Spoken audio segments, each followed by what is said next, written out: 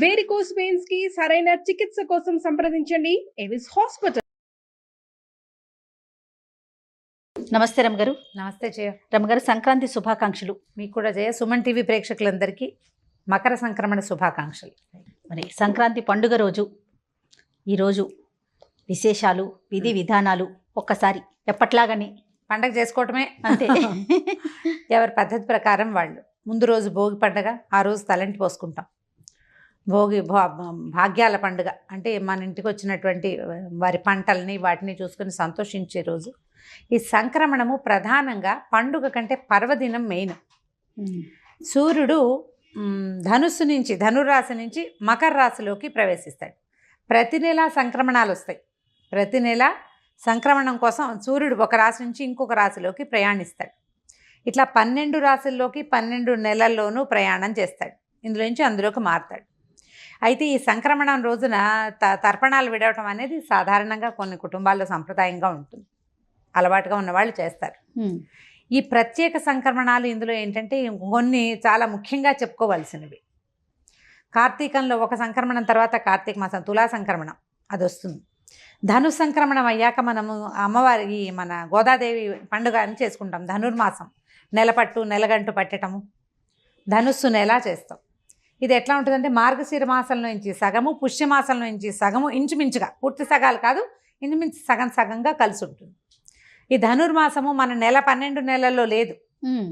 చైత్రాది మాసాలలో ధనుస్సు లేదు, ఉండదు. లేకపోయినా ఈ ప్రత్యేకమైన సంక్రమణ దినోత్సవాన్ని నుంచి మనం ధను సంక్రమణం నుంచి మకర సంక్రమణం దాకా ఈ మనం ధనుర్మాసంగా చేస్తాం. ఈ సంక్రాంతి పండగకి ముందు చేసే ధనుర్మాసం చాలా విశేషమైంది. ఇప్పుడు ఇక్కడ ఈ ధనుస్సులో ఉన్నటువంటి సూర్యుడు మకరంలోకి ప్రవేశిస్తాడు. దీంతో ఏమవుతుంది, సూర్య గమనం కూడా మారిపోతుంది. ఇది ప్రత్యేకమైన విషయం. ఎందుకంటే ఇప్పటిదాకా దక్షిణ దిశగా వాలి ప్రయాణం చేస్తున్నటువంటి సూర్యుడు ఇప్పుడు ఉత్తర దిశగా వాలి ప్రయాణం చేయటం మొదలు పెడతాడు. ఉత్తరాయణ పుణ్యకాలం ప్రారంభమవుతుంది. ఇక్కడి నుంచి చాలా రకాల విశేషాలు జరుగుతాయి. దేవతలు కళ్ళు తెరిచే రోజు. అందరూ నిద్రలేస్తారు. వాళ్ళకి నిద్రా సమయం సమాప్తం అయిపోయింది. భగవంతుడు నిద్ర లేచి ఉంటాడు. ఆల్రెడీ విష్ణుమూర్తి నిద్ర లేచాడు, 2 నెలల క్రితమే లేచాడు కదా, కార్తీకంలో లేచేస్తాడు. ఇప్పుడు స్వామి దర్శనం ఇచ్చే రోజులు వాటికి దగ్గరలో ఉన్నాయన్నమాట. ఇప్పటి నుంచి ఏంటంటే ఇది సూర్యుడు భూమికి దగ్గరగా వస్తాడు, బలంగా తయారవుతాడు. సూర్య కిరణాలన్నీ కూడా ఈ మంచులోంచి వర్ష ఋతువు తర్వాత వచ్చిన ఈ మిగిలిన ఋతువుల్లోంచి శరద్ ఋతువు దగ్గర నుంచి స్టార్ట్ కదా, అన్ని ఋతువులు బంకగా విసుగటగా ఉండేవి. అవును. ఇక్కడి నుంచి మొదలుపెట్టి ఏమవుతుంది, సూర్యుడు తేజరెళ్తాడు, ఆయన ప్రకాశం పెరుగుతుంది.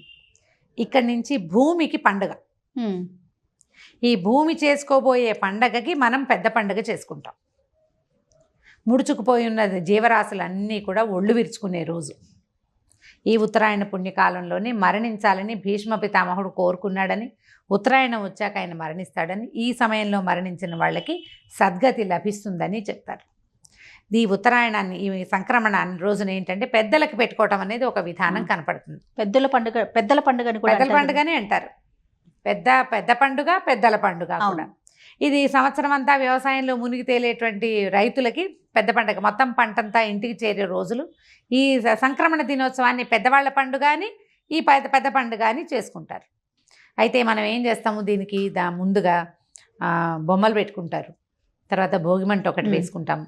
ధాన్యం, ఇంటికి చేరిన ధాన్యాన్ని కంకులుగా చిన్న ఇట్లా కుప్పలుగా కట్టలుగా కట్టి అక్కడక్కడ వేళ్లాడదీస్తారు పక్షుల కోసం. గింజలు నిల్వ ఉంటాయి, పక్షులు తినడానికి కూడా. వాటిని దానం చేయటం మొదలు పెడతారు. దాన ప్రక్రియకి శ్రీకారం చుడతారు. ధనుర్మాసం నుంచే మొదలు దానాలు.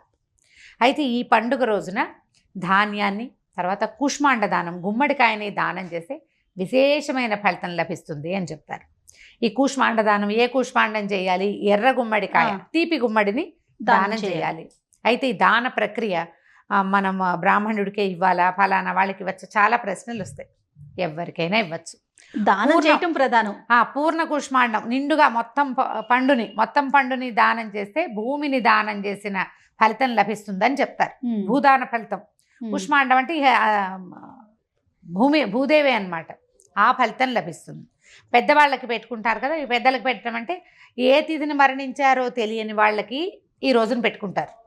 అదే కాకుండా సంవత్సరంలో సంవత్సరికాలు, అదే ఆబ్దికాలు, తద్దినాలు పెట్టే అలవాటు లేని వాళ్ళు పెద్దవాళ్ళని తలుచుకుని తాత తండ్రులను తలుచుకుని వాళ్ళ కోసమని ఓ 2 ఆకులు విస్తర్లు వేయటం, అరిటాకులు వేసి మన 4 పదార్థాలన్నీ ఎక్కువ పదార్థాలు చేస్తారు, అవన్నీ వేసి వారిని తలుచుకుని వారి పేరుతో బట్టలు పెట్టుకోవటం, ఆ బట్టలను ఎవరికైనా ఇవ్వటం, తర్వాత ఎవరికైనా భోజనం పెట్టడం, ఇదంతా కూడా దాన ప్రక్రియ కిందకే వస్తుంది.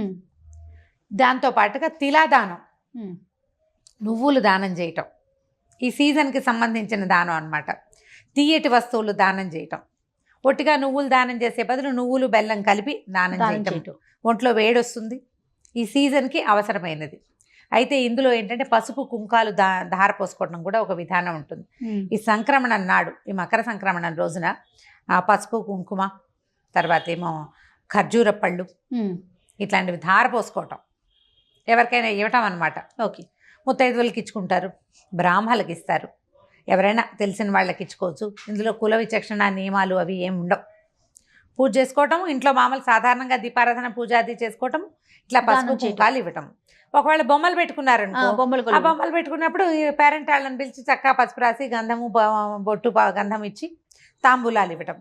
శనగలు ఒకటి, తర్వాత ఖర్జూరాలు అవి ఇవ్వటము, నువ్వులు ఇవ్వటము, ఇవన్నీ కూడా ఈ రోజున చాలా ఫలితాన్ని ఇస్తాయని చెప్తారు. తర్వాత కంబళ్ళు దానం చేయటం చలికి ఇంకా ఇంకొక నెల రోజులు ఉంటుంది. ఇప్పుడు హైదరాబాద్ లాంటి చోట ఏమవుతుంది, సంక్రాంతి పండగ వెళ్ళింది డిసెంబర్ జనవరి వెళ్ళేసరికల్లా చలి తగ్గిపోతుంది. అవును, మాఘం వచ్చి రాకుండానే తగ్గుతుంది. కానీ నీకు సముద్ర తీర ప్రాంతాలు అక్కడ మాఘం చలి తగ్గదు. అవును, పుష్యం మాఘం 2 మాసాలు ఉంటాయి. ఫాల్గుణ మాసం నాటికి కొంచెం ఎండెక్కుతుంది. కానీ సూర్యుడు గతి మారటమే దీనికి నియమం. ఈ రోజున ఏం చేస్తారు, రకరకాల పొంగల్ చేసుకోవటం ఒక పద్ధతి. తర్వాత కలగూర చేస్తారు, గుమ్మడికాయ చిక్కుడుకాయ అవి ఇవి కలిపి తీయటి కూర చేసుకోవటం, పెసరపప్పు బియ్యము కలిపి పొంగల్ చేయటం. తీయ పొంగల్ వెణ్పొంగలి కాకుండా కట్టె పొంగలే కాకుండా చక్కెర పొంగలి కూడా చేసుకుంటారు. భగవంతుడికి నివేదన చేయటం.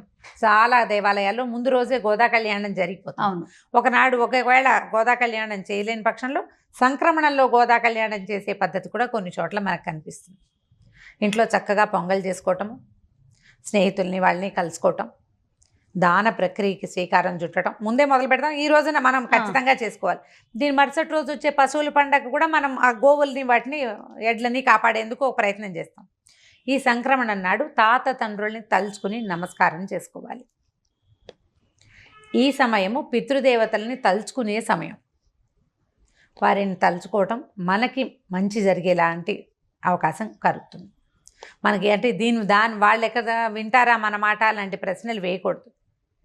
సంప్రదాయబద్ధంగా ఏం చేస్తున్నామో పండగని ముందుకు తీసుకెళ్ళాలి, మన పద్ధతి ముందుకు వెళ్ళాలి అంటే ముందు వాళ్ళు ఏం చేశారో మనం అది చేయవలసిందే, చెయ్యాలి నియమంగా. నువ్వు ప్రశ్నలు అవన్నీ లాజికల్ ఇంకొక రోజు వేసుకోవాలి. పర్వదినాల్లో లాజికల్ కోసం ఆలోచించొద్దు. పెద్దలు చెప్పిన విధానంలో పండగని ముందుకు తీసుకెళ్ళండి. దానివల్ల ఏమవుతుందంటే మనం ఇది వరకు ఏం చేసేవాళ్ళు మన వాళ్ళు అనేది తర్వాత తరాలకి తెలుస్తుంది. అవును, ఒక 10 ఏళ్ల పాటు ఓ చిన్న పిల్లాడు మన ఇంట్లో జరిగేవన్నీ చూస్తే మన తర్వాత కొన్నేళ్ల పాటు వాడు దాన్ని ముందుకు తీసుకెళ్తాడు. తర్వాత వాళ్ళ పిల్లలు అంతే, చుట్టాలని పక్కాలని స్నేహితుల్ని అన్నదమ్ముల్ని పిలుచుకోవటం, ఆడబడుచుల్ని పండక్కి ఇంటికి పిలవడం. పెద్ద పండుగ వస్తే కొత్త అల్లుళ్ళు అందరూ అల్లుళ్ళు కొత్త అల్లుళ్ళు పాత అల్లుళ్ళు అందరూ ఇళ్ళకి వచ్చేస్తారు. ముందు రోజు మనం భోగి మంటలు వేసుకున్నాము. ఈ రోజున చక్కగా విశేషంగా పిండి వంటలు చేసుకుంటాం, అరిసెలు చేస్తాం. భోగినాడు మధ్యాహ్నమే అరిసెలు చేసేసుకుంటారు చాలా చోట్ల. అసలు పల్లెటూళ్ళల్లో పిండి కొట్టడము అరిసెలు చేయడం అదొక పెద్ద ప్రోగ్రాం కింద నడుస్తూ ఉంటుంది. అవును, ఓ వారం ముందు నుంచే కొత్త వడ్లు వస్తాయి, కొత్త బియ్యంతో అరిసెలు వండుకుంటే ఎక్కువ బాగుంటుంది, రుచిగా ఉంటుంది. రకరకాల పద్ధతులు, ఒక్కొక్క ఊళ్ళల్లో ఒక్కొక్క రకం వంటకాలు వండుకుంటారు. అరిసెలు సార్వజనీయమైన వంట, అందరు తెలుగు వాళ్ళు అరిసెలు వండుకుంటారు.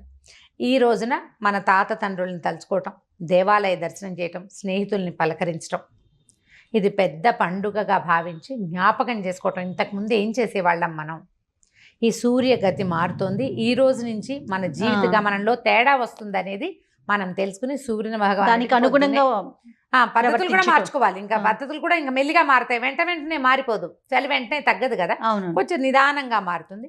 కాకపోతే ఈ సూర్య గతి ఇవాల్టి నుంచి మారబోతోంది. ఈ సమయంలో మనం ఈ పాత పద్ధతులన్నింటినీ ఒక మాట జ్ఞాపకం చేసుకుని నలుగురితో కలిసి, బొమ్మల కొలువు ఉన్న వాళ్ళు చక్కగా పేరెంటం పెట్టుకుంటారు, కొలువు లేని వాళ్ళు పెద్దలను తలుచుకుని ఏదో ఆ పద్ధతి ప్రకారం ముందుకు తీసుకెళ్తారు. తర్పణాలు విడిచే వాళ్ళు విడుస్తారు. ఇవన్నీ మాకు లేవండి, దానం చేస్తామంటే దానం కూడా చేయొచ్చు, బ్రహ్మాండంగా చేసుకోవచ్చు. దానివల్ల అన్ని ప్రయోజనాలే కానీ ఒకటి కూడా నిష్ప్రయోజనమైన పని లేదు. పండగ రోజుల్లో చక్కగా చేసుకోండి. సంక్రాంతి పండగ పెద్ద పండుగ. మన జీవితాల్లో ఇప్పుడు సంవత్సరం నుంచి ఒక రకమైన ఇబ్బందుల్లోనే ఉన్నాం. నిరుడు పండగప్పుడు కూడా మనం ఇలాంటివే బోల్డని కబుర్లు చెప్పుకున్నాం. పండగ వెళ్ళింది, ఒక 2-3 నెలలు గడిచేసరికల్లా మళ్ళీ హడావిడి, భయం మొదలైంది. ఈ 6 నెలల నుంచి ఏదో బెరుకుతోటే ఉన్నాం. అంటే పూర్తిగా జీవితాలు ఓపెన్ అవ్వాలి. కొంత నార్మల్సీకి వచ్చాం, కానీ పూర్తి నార్మల్సీకి రాలా. ఈ పండుగ నుంచి అయినా దేవుడా మాకు మొత్తం జీవితాన్ని నార్మల్ చేయి, ఎప్పట్లాగానే హాయిగా అందరినీ ఫ్రీగా కలుసుకునే అవకాశాన్ని ఇవ్వని భగవంతుడికి దండం పెట్టుకోండి. స్నేహితుల్ని కలుసుకోండి, పలకరించుకోండి, అందరికీ బెస్ట్ విషెస్ చెప్పుకోండి. వచ్చే సంవత్సరం అయినా బాగుండాలని. ఎలాగో మనం కొత్త సంవత్సరంలోనే సంక్రాంతి పండుగ చేసుకుంటాం. ఇప్పటిదాకా చేసినటువంటి ధనుర్మాసం పూజా విధానాలు మనకి భోగితోటే పూర్తయిపోతాయి. అవునండి. ఈ దీంతో ఈ పండగ నుంచి మరుసటి రోజు నుంచి మళ్ళీ విధానాలు మారిపోతాయి. ఇంకా మనం రథ ముగ్గులు అవి గీతల ముగ్గులు వేయము, గొబ్బిళ్ళు పెట్టము, పొద్దున్నే విష్ణువాలయాలు ఎక్కడున్నాయని ప్రసాదం కోసం పరిగెత్తము. ఈ నెల రోజులతోటి ఇది పూర్తయిపోతుంది. ఇక్కడి నుంచి కొత్త రోజులు ప్రారంభం అవుతాయన్న ఆశతోటి జీవితాన్ని అందరితో పాటు కలిసి ఈ పండుగను జరుపుకోండి. తప్పకుండా రమ్మ గారు. నమస్తే జయ.